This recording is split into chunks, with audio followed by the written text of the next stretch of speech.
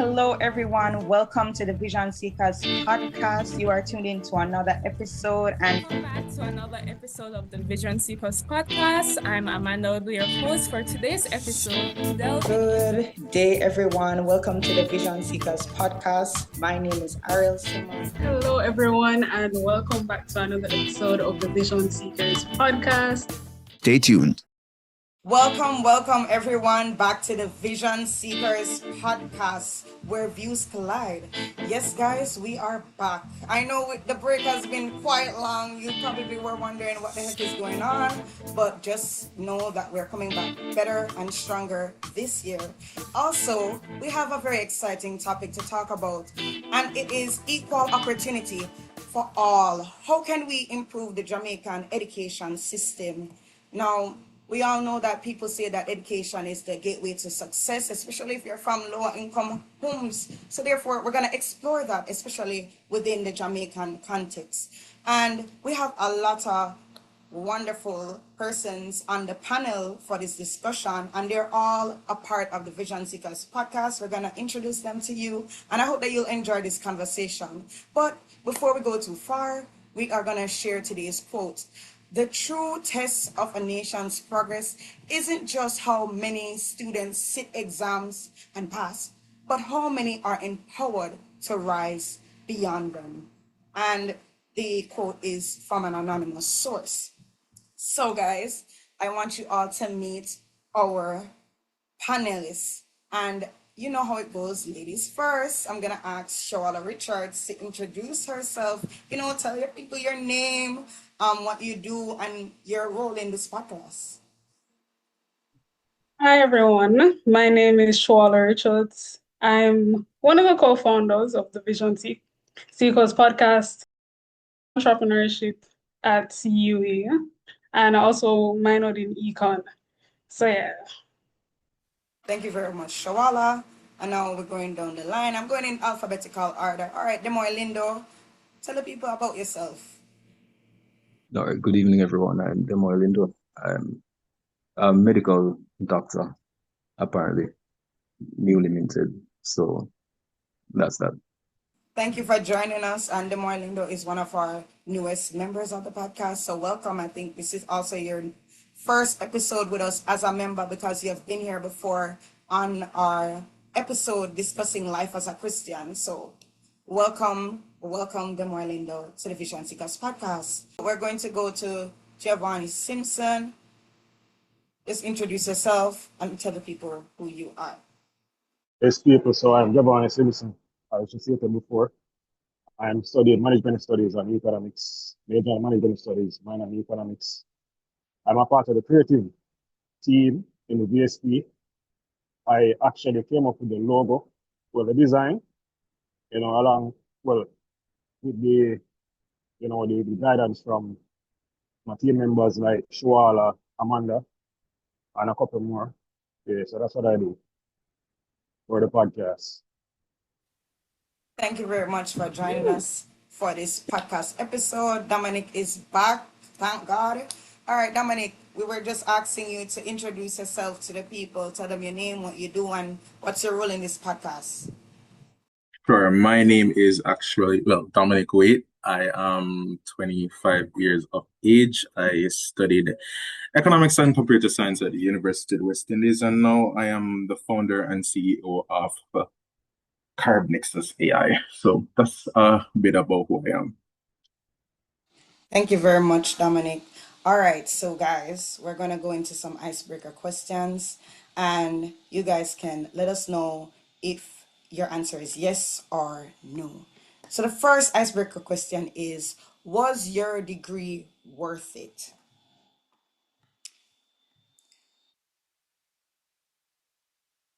Oh, wait, before I even let you guys answer that question, I forgot I didn't even introduce my own self.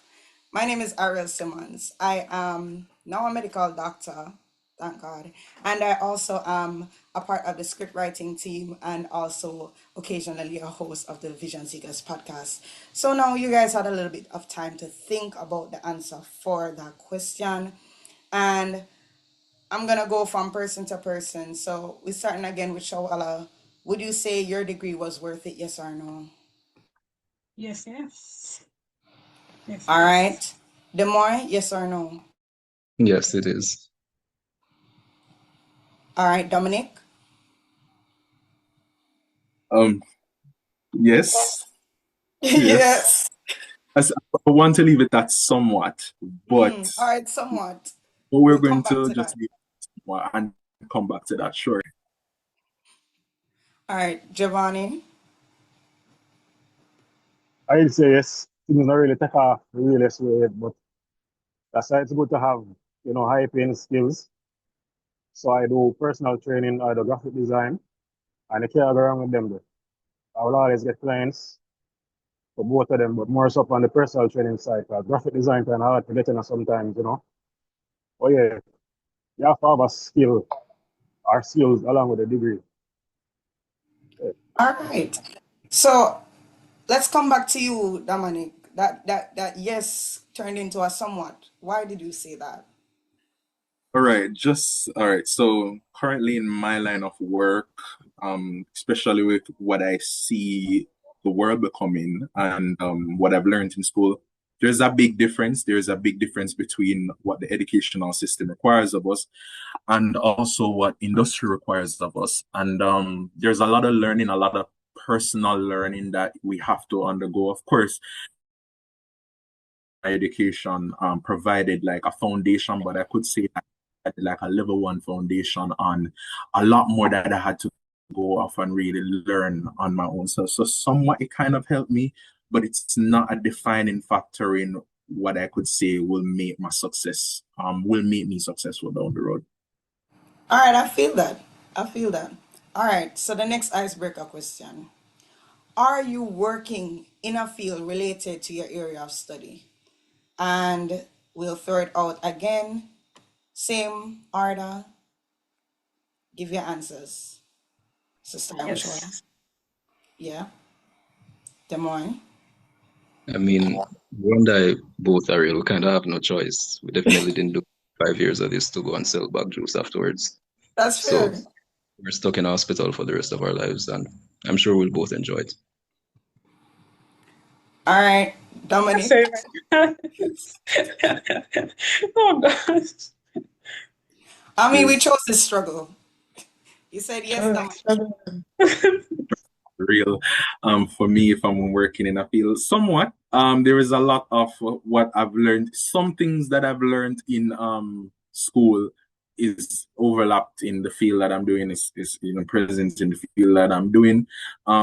So am I in a field that I've learned in school? Yes ish, not necessarily ish.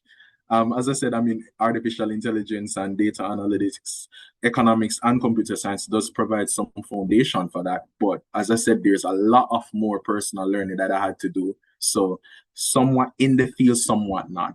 Had to figure them out. All right, all right. And Giovanni, you're working in a field that you studied. Well, I think you did answer that before, yeah? Well, no, not really. Not I'm really. gonna get the job yet. I'm gonna get the job yet, but I work on it. You know.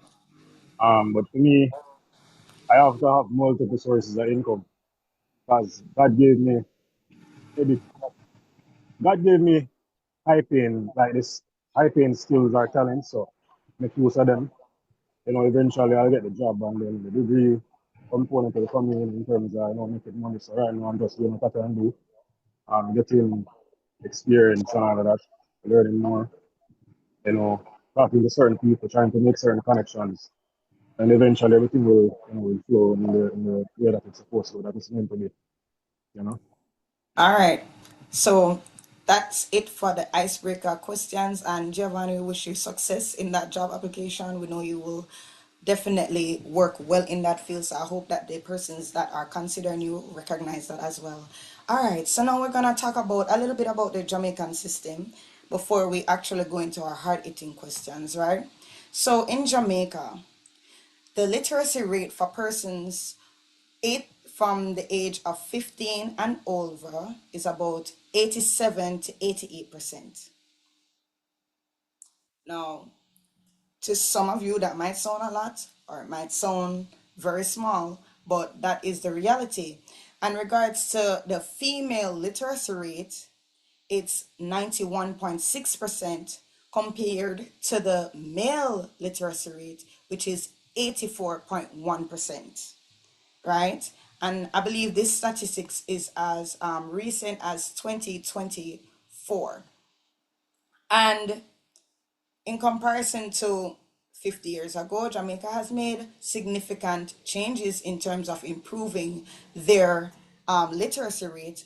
But let's talk about what is the actual aim of the Ministry of Education, and then we can discuss amongst ourselves, is the Ministry of Education actually achieving these goals from the primary up to tertiary level of education?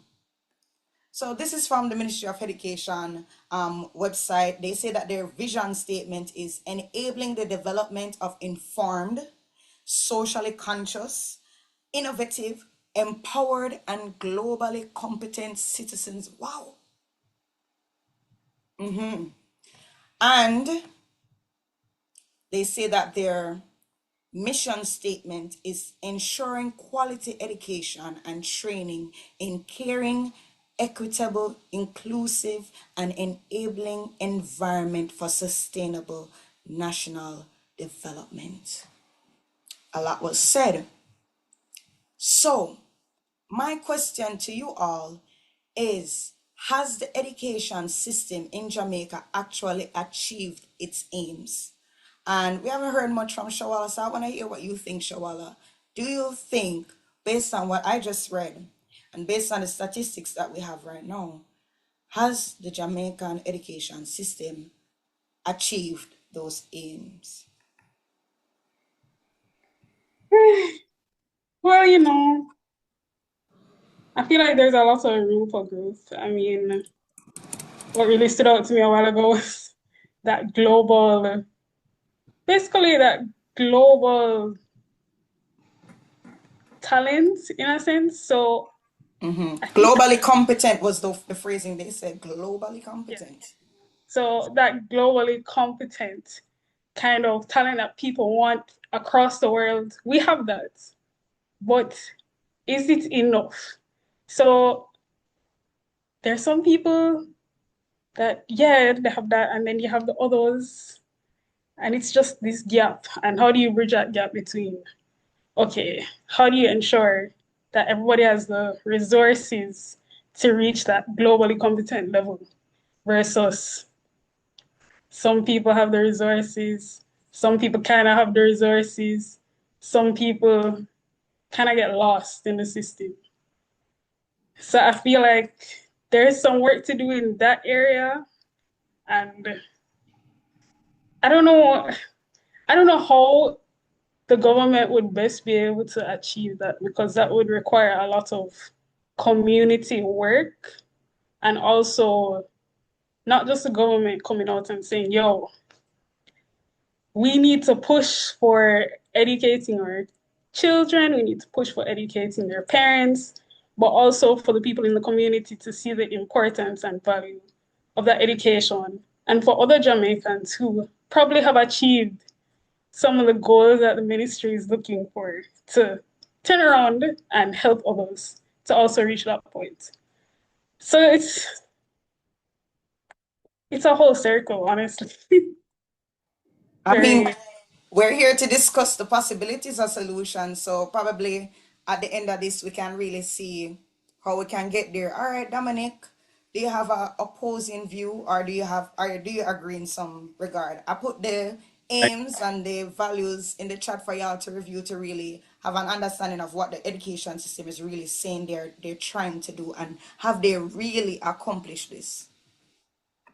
All right. So I actually do believe that we're on track to achieve this. I think that currently the administration is actually doing a really good job in trying their best to, enable the development of informed, socially conscious, innovative, empowered, and globally competent citizens. But there is a lot more work to be done, a lot more initiatives that haven't been realized as yet. And I'd like to bring to light what I think the focus should be on, which is enabling the school systems to integrate within industry and society. For example, why I bring this up, there is a disparity between what the educational system is teaching students and what industry requires of those students. And it does take time for the market to actually realize this in order to and inform the status. And there is a lot that I could say, but in the interest of time, I think what I really want to bring home is that, yes, I really want to bring home the point that we need to do a lot more work in terms of how to become globally competent by integrating industry closer with school systems. It's very, very important that we learn to do that. If we don't realize this, then we will be at a disadvantage. So it's not just about literacy rates. It's not just about reading and being able to read, and you have to learn how to use that information to enact change, to make change. So All right, I do. Oh, sorry. Yes, you were gonna say something, Shoala. Yeah, Dominic, when you say integrate, do you mean like kind of like how UWI has certain courses where they have internships for the students that really tie into that coursework? Or are you thinking something different? all right, I'm thinking something different, and this is where I want to take the conversation. All right, and I'm in this field, as you know, artificial intelligence, and there is a lot that is going to change. And let me just say, we're living in a new industrial revolution called artificial intelligence. Just like how we would have steam engines in the 1800s, that industrial revolution, this new industrial revolution is artificial intelligence. The changes for artificial intelligence won't happen quickly or in the short term. You will see the progress of it in the long run. All right, and let's go to the next one, and I'm gonna ask Giovanni to answer this one. What would you say are the pros and cons of the Jamaican education system as it stands now? So we already heard the pros, what we're doing now in terms of our literacy rates and the things that they aim to do. What would you say are the pros and cons of the Jamaican education system? This includes primary, secondary, and tertiary school. You can choose to highlight for either one of them or overall. All right, I'd say upward mobility because access to better education will increase the standard of living because earn more money and all of that. I think a con is that been having the issue with brain drain. I think right now it's at its all-time high. So I think there's a huge disconnect between you know education system, what we teach, what people get out of school, just by the books and degrees and all of that. But what about the standard of living that people who have certain qualifications um are getting? So that I think that's the problem. The main reason why a lot of professionals leave the country and go overseas because they're not getting paid, enough for what they do. I'm talking about people like doctors, civil servants, all those people. So education is important, but what about compensation? You know, so those are my pros and cons. The two most prevalent ones I see nowadays in the school system. All right, so let me just make sure I'm understanding. So you're saying on the brain drain topic, you're saying that we have a lot of brain drain, but then could it not also be seen as a thing that the education system has made our students or the students that they have produced internationally competitive enough that they could even leave or consider leaving and working elsewhere? And can we really attribute brain drain to the education system, or is that more of an economy issue? I think there's some level of correlation, some level because at the end of the day, you get the education to become successful in life, and yeah, you get the job, but at the end of the day, if you're not getting paid enough, then basically you go see the same job elsewhere that pays you more. So there's some level of correlation, between not necessarily education system, but um, I mean it does have some level of correlation and causation. Um, it kind of rough say, we even like we mentioned what you mentioned about people becoming qualified to maybe get the same job or better jobs overseas that pay more. I think that we should have why we can have the same out here. Why we Fair. have the same out here. Jug, Juggernaut, Mr. Giovanni, let me just say something. And what I really want to say is that in this economy, it's very important to understand that the reason as to what is causing brain drain, the entire phenomenon of brain drain is happening because of the fact that students who not graduate from tertiary institutions don't see the value of their education and their skills in this economy. They take it elsewhere. But I do believe that if the students, and this is why I said it's very important that we learn to integrate industry within school systems. What does that mean? Get students to work on projects that are real industry problems that students need to solve. You see, if we learn to shift the school system or have some attributes of the school systems where students use the knowledge that they learn to actually solve real business problems in the economy, there's plenty of jobs and opportunities for them. School systems just care about educating the students to do something in an industry that is so far away from what they've learned in school. And business people, real business people in Jamaica, they'll tell you, we need actual people to solve problems that we have within our companies. And students from tertiary institutions are coming in and they can't solve these problems. They cannot solve these problems. These are the problems that we're having. So the shift has to be from moving from a system that just blindly educates the child, blindly educates the students, and now give them actual problems to work on as a project. We need to have initiatives around that. And this goes back to the question that even Shawala asked me there, just a while ago. I could talk at length about this. But if we shift to a system that allows industry to come to schools and say, these are the problems we're having in our company.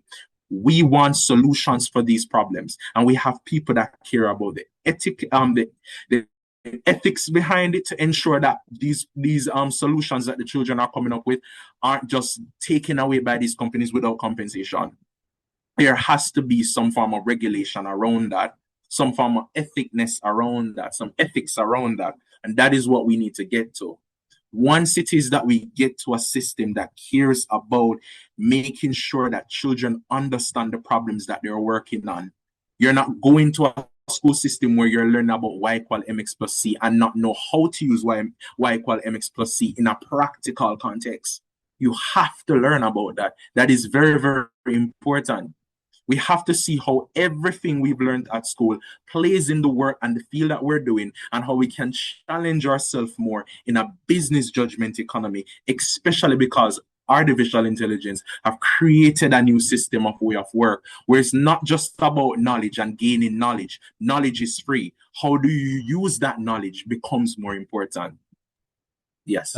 Dominic, what you seem to be suggesting is an entire rework of the education system as a whole, which the parts which you are putting forward are important. Yes, there is a very real practical subset of knowledge which is required for survival in the real economic world. But what is to be said of the information which is already here and already being taught? So the Y equal MX plus C, which you mentioned, is it to say that these areas of knowledge are now just to be considered as not important, or to do away with them completely and just teach kids how to become these efficient money-making machines? Or is there a deeper rooted purpose toward education? Okay. Excellent question. Excellent question. What I want to say is that the knowledge that we learn in schools is not the knowledge that we currently learn in high school, in primary school, in tertiary education. It's not to be thrown away. We're not throwing away that. If you're to ask the average Joe in Jamaica, the average student graduating from high school, how do we use Y equal MX plus C in a practical context? They can't tell you. A lot of the mathematics that we learn in school, lot of the work that we learn in high school, we get a lot of people in Jamaica, a lot of students that graduate from school don't get to see back that work in society in any way, shape, or form. And they question, how does this matter? Why are we learning it in the first place? I can see the value of addition and subtraction, multiplication and division, but I can't see the average of that. What I'm trying to say is that we're not throwing away that knowledge. I want the school system to pay more attention to giving children projects to do where they get to actively use that knowledge to enact change. For example, think about it. Y equal MX plus C is foundational blocks to build regression models so that you can trade stocks. Yeah. Trading stocks is something that every financial company wants. Of course, you can always predict what the Y variable is going to be and predict what the next price is or the price or the stock movement. That is actual business. That is a business judgment orientation. That is something that can actually drive profits for companies. And this is what I wanted the school system to have an approach or have a class or that's true, Dominic. But just to say, because even the example which was given for how y equals mx plus c can be applicable, it's once again in the sense of business. So how is it that what you're suggesting, or well, let me ask someone else. Like Ariel, what do you think? Unless I'm missing something, but is what Dominic suggesting something which can be a separate entity from school instead of something which is added to school? Or is there more value to education than just being able to make money? Okay. So, since you had asked me my opinion on it, I do think that when we're thinking about education, we have to bear in mind what do you want to do after the school ends, right? And what Dominic is saying in terms of practicality of education, I think is valid. However, the examples may not be applicable to every person. For instance, it's applicable to somebody who has a business mindset, but it may not be applicable to a person that has an artistic mindset. It may not be applicable to another person who has a more agricultural mindset, a person who is more interested in things like woodwork and so on. So therefore, I think that we do have the avenues because we have economics as I believe CSEC and at the Cape level as an option to schools. So there they'll get that little bit of stuff like that. Maybe there's too much theory and there needs to be a bit more application of like how do I know put the theory to real life. And you have clubs such as oh gosh, some clubs are not the particular names are not coming to me, but you do have clubs in some schools that try to implement economy and also entrepreneurship, but in regards to things like taxes, something that we'll all do. I think that stuff like that probably should have had a little introduction to persons that are close to the exit point of high school, introducing that as a factor that you're going to be facing every day as a working adult, and other things that everyday adults need to know that we just kind of ignore and say, oh, you just find out and work your way around it eventually. I think those things are applicable. So I don't completely disagree. I just think that probably the examples were more geared towards a business mindset person versus someone that's other than that. Dominic, you had a follow up onto that point? Yes, I do agree. And I think I just raised examples about things that I actually encounter in my field on a day-to-day basis. But I want to really say that when I say that children should work on projects, I believe that I do think that every student, regardless of their discipline that you're studying in school, I believe that they can work on different projects that require some of creativity in thinking about solving some problems. This is what I want to think about. And this is what I want to bring to light. Don't throw away the school system. Students who are doing the sciences and the arts and the social sciences, don't throw away that. But I want to see industry come closer to schools in the country. If we are to prevent brain drain, industry, and when I say industry, I'm not talking about industry that, takes in students only from the sciences, taking students from a bunch of other different disciplines. Come closer to the schools. Let the students know these are the problems in the field. We welcome you using the knowledge that you've learned in schools, knowledge that you learn from tools and other books, whatever it is, to come up with solutions to solve these problems. If you do come up with solutions like this, we take your group or you as an entity, if you work alone, and allow you to work with us in our company. So, or allow us to work in the field of healthcare, or work in a social sciences field, or maybe you do research work. Take your projects and your real work and bring it closer to industry. Industry should come closer to the school. If that happens, it wouldn't take a student, because what I want to say is that what really is the driver of brain drain is that students graduate from university and they take some time to understand the industry that they are in. And by the time they are maybe halfway through or quarter way through, they get frustrated. They don't have any jobs, and they decide that maybe it's better that I go over to another country to see if there are better opportunities for me out there. But I would tell you that we live in a society where there are plenty amounts of resources being thrown at people that can solve real business problems, and not just business problems, societal problems in Jamaica and other different avenues. And we should bring the industry and bring the awareness to the student earlier so that they can get enough time to prepare themselves and not evaluate themselves, but to learn and to actually build projects, use their mind, use creativity to actually get ahead. Because you see, once you do that, the moment you graduate from university, there is demand for you because you can solve real problems, regardless of whatever discipline it is. I can only speak on finance, economics, and even high school. And I was having a discussion with my father the other day saying exactly this.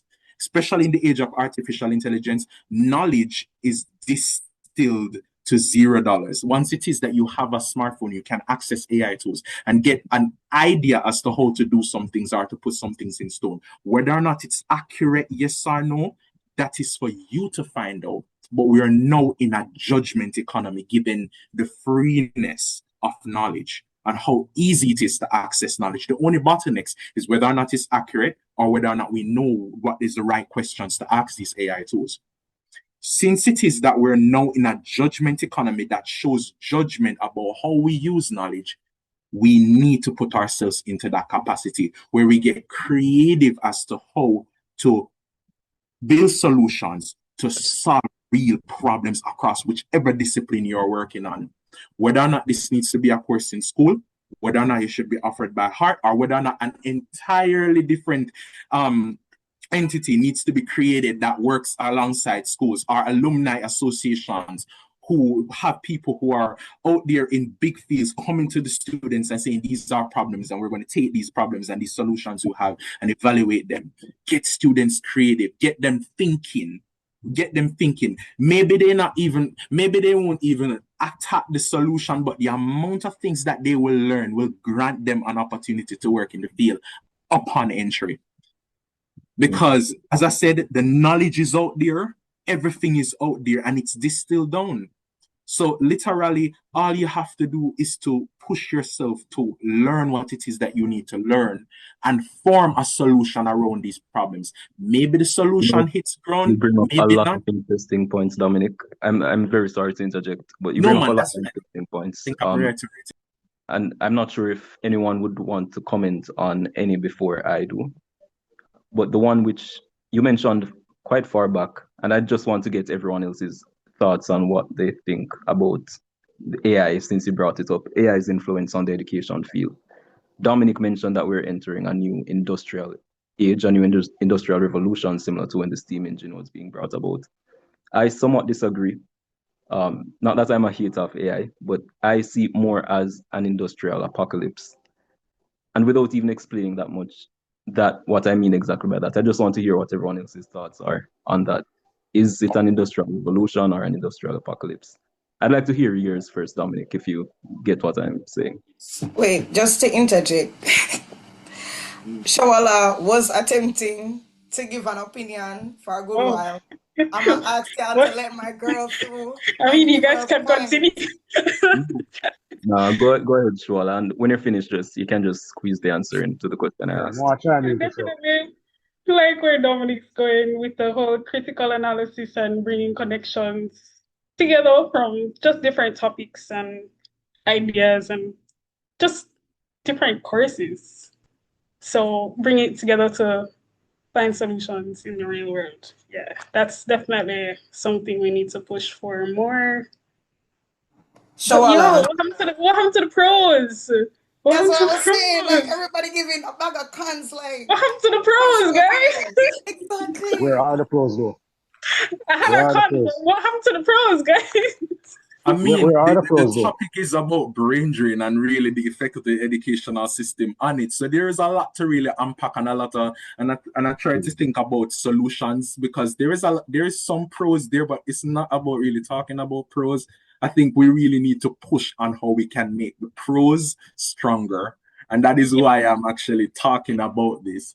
That's why I bring this up because there is a real problem. And I heard something about from a guy, Klaus Kent, Ganja Claus, on the internet where he was talking about the effects of brain drain, where he said that 87% of students that actually left tertiary institutions have left the country. 87%. That is ridiculous. That Country? is That significant actually brain drain. says something really That Just good about country? the it education does. system. And But I was going, I wanted to go back through the video. He was replying to somebody, and I was going to bring it up. 87%. He said that. And if he could say something like that, we have a lot of cons to trash out right now to talk well, about. we're not in Dominic. The Ariel pros. kind of commented on that. That's more of a testament to the success of our education system if we're able Mm-hmm. to integrate so easily into, Mhm. the foreign countries. There are So actually people that that's more of a come back to sorry, Shuala. Jamaica. Oh, yeah. There are people that come back to Jamaica just so that their kids can just so that their kids can be a part of our education system. Mhm. And then they go back to where. Yes. Yeah, And, So, but I and, think brain and drain particularly, oh, sorry, let me just put this point out. I think brain drain particularly is more a criticism of um, the economical status of the country, not necessarily go the ahead. education system. And if it is in any way highlighting any aspect of the education system, it's that it's particularly successful if we're able to create individuals who can compete on the global field. uh, So maybe yeah. not brain drain for this one. I think Ariel already pointed that one out. But still, I do believe that there is some problems here. And what I really want to say to you, Demoy, is that at the same time, there is Mhm. a lot of people right now in industry amounts of revenue for persons to actually solve problems within their industry right now in Jamaica. It's just that the numbers for those are really small, high net worth individuals. I'm telling you this. There are people that are literally leaving the country to become Jamaicans, and they're seeing problems out here that we out here didn't see. And they're earning way more money here than what they could even earn abroad. I'm telling you this. It's just that the numbers for it, it's very highly, it's not highly concentrated. It's really small. The numbers are really small. What does this mean is that, yes, of course, you're creating a system where persons go off to go in the world and go off in the, to be globally competitive. But then there are some people who are starting businesses, starting initiatives, holding more resources at their disposal and actually seeing a way out for this. And of course, it requires time in the industry to realize this. Whatever industry you're in, it requires time in the industry to understand the problems of the industry and to get privy to this knowledge. But if you can challenge yourself to actually learn what it is that you need to learn, you can actually make success here. That's true. That's true. But what do you think about it being Um, revolution or yes.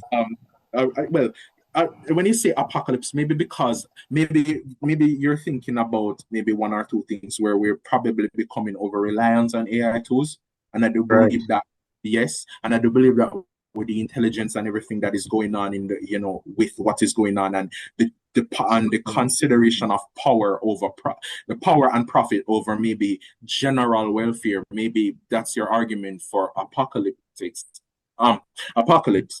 um But you I see revolution. What do I think about that? I'm not gonna lie, AI is already changing way how we work and how we do things right now.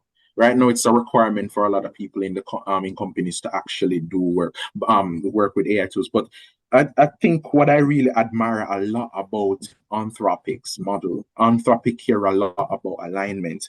That is the company that built Claude. They branch off from the company called OpenAI, the makers of ChatGPT, making sure that you know the well-being and the caring about mankind is placed at number one priority over profit. And I think they're doing a wonderful good job right now. Their models are one of the best models on the planet. um I like to think of them as being a very strong competitor in the world going forward. And I'd like to think that over time, let us see how this pans out and let us see what is happening, especially with their consideration about alignment. And as I said, there's a lot of people actually leaving the OpenAI, the company that made ChatGPT, to work with Anthropic, and they stay longer in Anthropic than ever before. So So maybe from what I'm hearing, because of you're really more into it being a revolution, essentially. I just really love to hear what I the do other think on it, I do because think that it is it's a such an revolution. interesting topic these days. So Ariel has some really interesting thoughts on AI. So I've been waiting to hear what you think, Ariel. Go ahead. All right, just bringing it back to the education because I don't want to get too crazy with Yeah, the okay. what's going on and with the AI too far from the topic of education. I dare say that the use of AI for the most part has not been increasing knowledge and critical thinking. Rather, it has been encouraging a lot of laziness and shortcut on the route to learning, I dare say. And I will invite others. I haven't been hearing Shawala and Giovanni, so I'm gonna throw it out to you guys first to hear if you agree or disagree. But let me just lay out the points. I have seen persons on TikTok giving step by step ways to instruct AI how to write an essay, how to cheat on their exams. I've seen persons like find different ways to use AI to get themselves the right answers. And I'm not saying it's necessarily all wrong and bad. If I said I never use AI, I'd be lying. But the thing is, I'm concerned, especially for persons in the primary and secondary school level. A lot of these persons, they are just now getting the foundational knowledge, and if the foundation is shaky, everything is shaky from there. And when we're using AI to replace creativity and free thought because you want to give the perfect answer, then I think that also stunts the growth that comes from developing critical thought. So, as I said, I'm gonna throw it out to Shawala and Giovanni just to hear if they have any opposing view, and then we'll hear from the others. Oh, it's about the same AI topic, right? In terms of, is it really facilitating learning Yeah. or actually dumbing people down in simple I terms? think I think I think both can be right at the same time, because I think it's a good tool. Just that we know people, human beings can be lazy, and it can give them, it can give human beings anything good to do something good, and them take it the bad. Them use it because some people intentions are bad. So I do believe that everybody is going to benefit from, the AI revolution to a certain extent, mostly the businesses, because at the end of the day, AI when AI takes over certain jobs, Like I think I was talking to one of my friends about it, and I think he was saying that HR it will take over certain certain jobs in HR. So I think there's going to be a lot of bad and a lot of good that's going to come from it.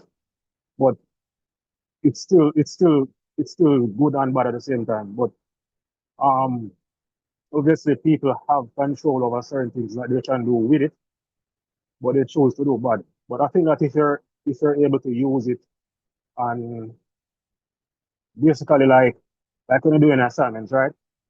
And you instruct it to maybe type a certain paragraph or so. I believe it's up to you to use a critical thinking, take what you can from it, and don't just use it as a loophole just to pass it your course or so. So I think it's more about human devices and our selfish nature, but there are going to be some detriment to society overall from the AI, which is mostly going to be, some people's jobs are going to be obsolete, you know. But yeah, two things can be right at the same time. It's both All good and right. bad on both ends. All right. So Shawala, agree, disagree? Boy, I I'm on both sides right now. All right. It's Fair enough. Fair in enough. between. All right, I'm gonna throw another question to you, Shawala. So bringing it back to the education system. When we had started off, we said that there's a difference in between the male and female achievement in terms of education level. Why do you think that is? Let's talk about that. What's happening with the men that they're performing lower than our females? That's a good question. I'm not sure, because well, in university, that's when you really see the difference between the women and men in terms of men complaining that the school system is against them. I mean, there are more men than women on this call right now, so you guys would be able to better speak to what you think the difference is. But I can say that men tend to be raised to be providers and work, and then women, yes, we are raised to work, but there's the usual women should be at home, raising children, cooking. So there's kind of that split. So I don't know, but Mm. in sixth form, in sixth form, a lot of the males would say, "I'm not going to university. I'm just going straight into work, just straight into work." Whereas the women would more continue on with their education and things. So I don't really know what the difference is, considering that there is some kind of difference in terms of how we are raised. I don't really know what the impact is in that regard. But yeah. Okay, valid points.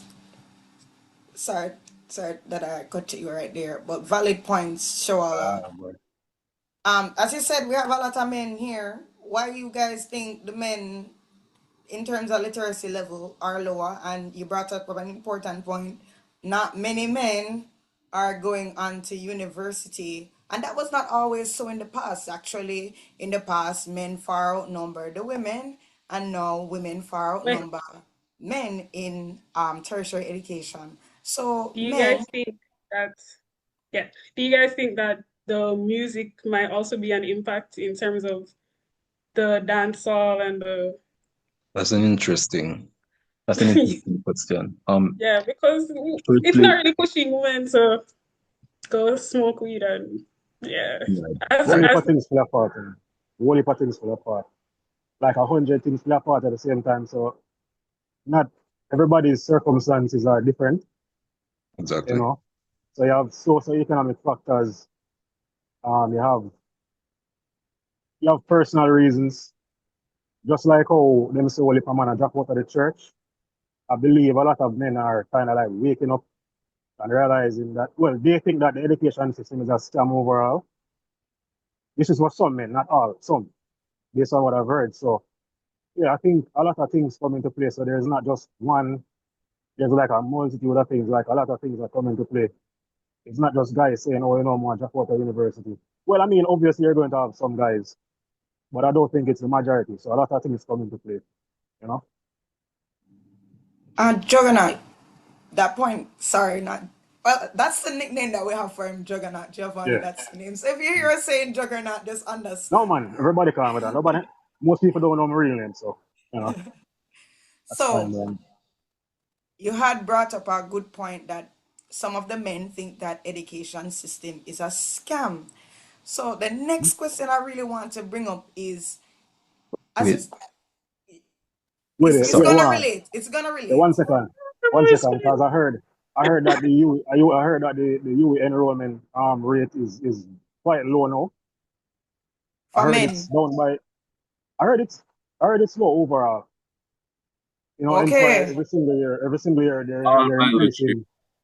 Yeah, they're increasing all fees, tuition, miscellaneous fees. So I believe enough people will wake up and get to realize them don't have to get a formal education. They can learn a skill or a trade, and they make the same amount of money or more. And I think men tend to want to do to get a skill more or trade because we tend to be like more hands-on or so. So I see a lot of Definitely. guys going into like we call it again, electric fencing or something like that. Even my father is doing. My father has a degree. He's a policeman. He's in the whole heap of things, and even him decides to more learn that because he just go fix up somebody fence or so, and I get like 200,000. You know, easy money. So yeah, I believe that people are realizing that the money that they spend and the money that they get back from going to university, it's not worth it. And then look at the student loan. Yeah, student loan. I don't have to say nothing more. We don't even have to explain it. Exactly, exactly. So that's where the piggybacking question is gonna come from. Is education still the road to upward mobility, moving from say lower class to middle class to upper class? That's my question. Is education still the road to upward mobility? Dominic, you're going to take this one. If I'm going to say that education is the source of upward social mobility, not necessarily, no. You must not education in the traditional sense. You must be educated to be intellectually independent, to think on of you, to think for yourself, and to create solutions to enable you to go into so-called social mobility. Being educated alone doesn't get you in rooms or get you in places where you can make real change and put forward real change. And that is what I want. That is what I want people to get to. Now, how do you do that? It all depends. And I'm not gonna lie, there is some correlation between being educated and being successful. Yes.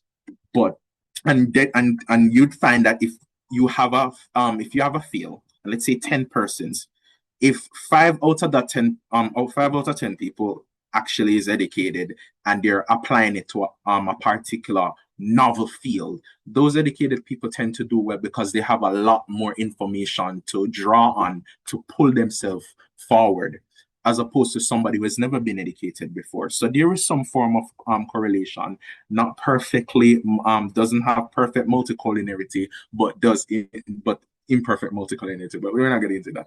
But yes, Fair, fair. You raised some really yes. good points. Uh, And So Juggernaut that with is the, the with the most. student loans, Juggernaut with the student loans, education seeming not to be for the poor again, it might just make you end up being poorer.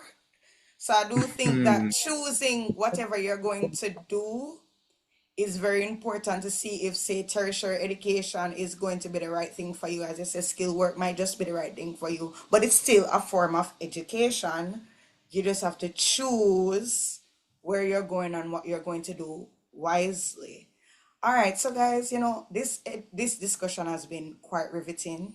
I saw persons in the chat saying preach Dominic on that last point, but I think let's all bring it together. Let's all bring it together. I want each of you, in short, to tell me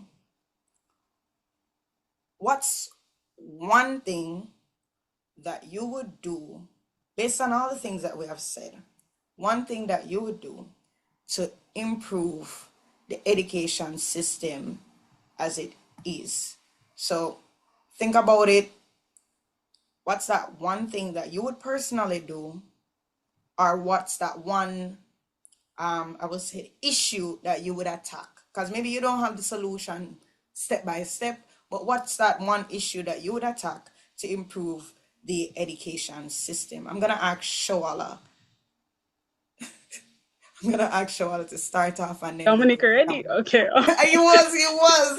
Just as I said Shawala's name. I'm sorry, Dominic. But right after Oh my Shawala, you go. God. I would have to start with the building blocks. So I did say that people are getting lost in the system. And that's, of course, from the start, from the very beginning, and how to ensure that persons that need special attention, say somebody with dyslexia or somebody with some kind of attention deficiency, can get that attention and get that additional help to help them grow and keep keep in sync with everyone else, basically.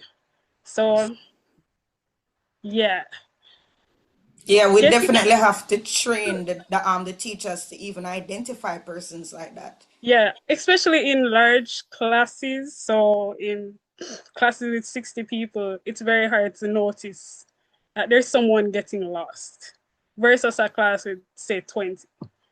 So yeah, those two things Thank you would very be much. well, those two things will be two things for me. Yeah. All Sorry, right. it's the internet lag. It's the internet lag. I'm sorry, I didn't mean to cut you. All right, Dominic, what's your one thing that you would change to improve the education system? Bringing industry closer to the educational system. Not surprised. That's Dominic's point, which I Bringing industry closer to the education system. When I say industry, I mean all types of industry closer to the educational system. Letting students know the problems that exist within the industry and how they need to get creative about solving these problems and using the existing resources at their disposal to actually solve these problems. You create demand for yourself, you create traction for yourself, and it reduces brain drain because companies compensate on your ability to solve problems and pay you according to that. Bring industry closer to the school system. See brain drain go down. I promise you that. I have the money and the resources to pay people to solve problems for them, not just from a finance basis, but even the government. If you can solve real problems that translate to savings overall, eventually you get paid according to that. Become creative, think creatively, think intellectually independent, push yourself.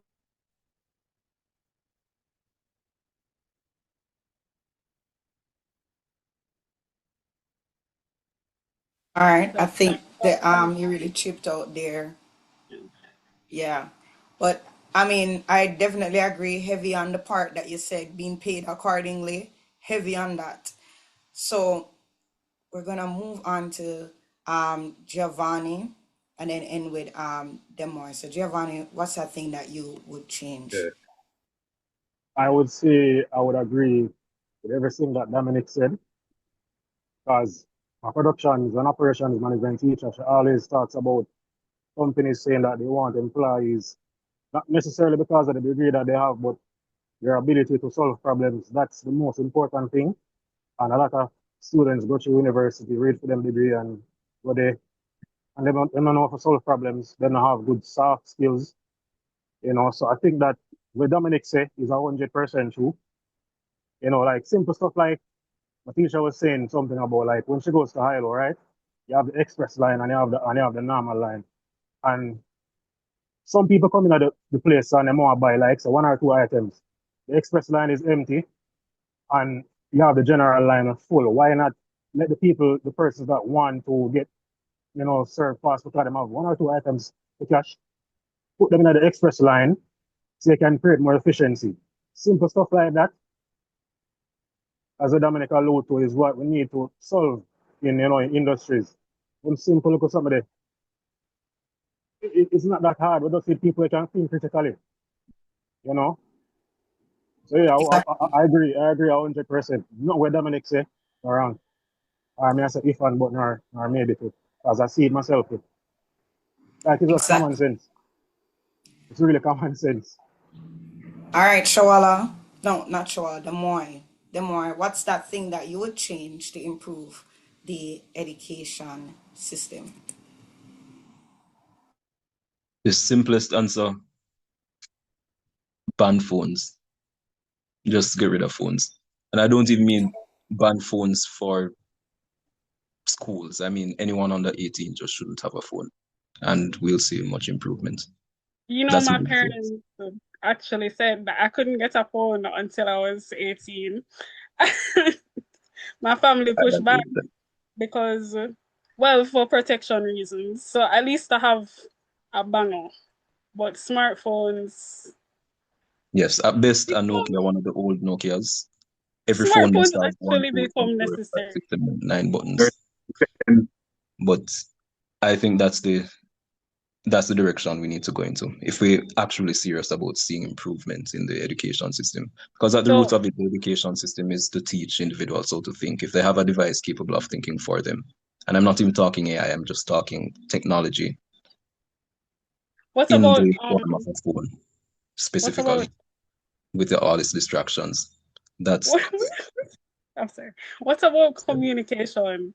Like people using their phones okay. or So prior to the 2000s, I'm guessing people just didn't communicate.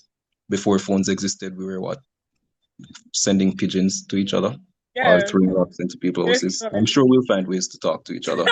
As a matter of fact, more effective means of communication, because communication over phone is a kind of pseudo communication. It's not, you're not going to gain anything from it that makes you a better individual. So that's my last take. I just say I, ban phone. We want the education well, system to be better. Honestly, Stop I'm having kind of students that call surprised. distraction devices. It I'm makes absolutely no sense. kind of quite a surprised you said take. that after COVID. Just saying. COVID But yeah, aside, COVID yeah. aside, COVID aside, quite a take. Quite a take, I will say. All right, guys. I I agree don't to an want to extent. belabor the points no further because that is a wrap for our episode. I am so happy that all of you guys shared your opinion on this panel. I will say this panel has some very forward thinking individuals. Maybe some of the takes might have been a bit interesting, let's say that, but I do appreciate each and every thought process. If I am to give my thing that I would change, I think the main issue can be fixed if we have the parents that are fully informed and also on board with the education system, because education begins at the home. If the parents are pushing education, ensuring their children are learning, ensuring that they're not having too much time on the phones, ensuring that they're implementing the education that they're learning in practical ways. I think that once the parents are fully on board and supporting the education system, in my opinion, that will make the world of a difference. But everyone has their opinions. Anyway, I want to say thank you to all our viewers who have been listening up until this point. We appreciate you. And we hope that you enjoyed this conversation. So leave a like, comment, and subscribe to the channel. And before I close off, if you guys have something that you want to shout out, a personal business, website, your social media, now is the time to go and do that. So we're gonna go in alphabetical order again. So Demoy, do you have anything that you want to shout out? No, that's fine. Okay. And then Dominic, anything that you'd like to shout out? yes, my business Carbonexus AI. So Carbonexus AI is a Caribbean-based artificial intelligence business that specializes in building individuals and other companies. We are also working on a on a product right now. We're in stealth mode. I'd like to just shout out that business. You can follow us on Instagram at Carbnexus AI, CARIBNEXUXAI, and on our website www.carbnexusai. Thank you very much. Okay, Juggernaut, Giovanni, Simpson, what do you want to shout out? Nothing, to be honest. All right, that is fair. Support And Dominic movement, though. Support Dominic sorry, movement. Support Dominic movement. Third Nexus AI. I'm going to things. 100%. I'm going to things. And Shawala, anything you want to shout out? Shout out to In Shape Works. So it's a company that's all about nutrition and well, we're talking about education. So in order to do well in school, you need to have that good nutrition to go with it. So yeah, you guys can check it out on Instagram. And I guess you'll see a link somewhere on the screen. So yeah, that's my shout out. Okay, and I'll just shout out my blog, candidpub.com, where I write about my experience as a young adult and also going through university. So thanks again, everyone, for joining us, and we'll see you next time on the Vision Seekers podcast. This has been an episode of the Vision Seekers podcast. Together we can create a society that benefits us all. Send us an email at thevisionseekers.podcast@gmail.com. Find us on YouTube and Instagram at The Vision Seekers Podcast and follow us on Twitter at Vision Seekers JA. We look forward to hearing from you.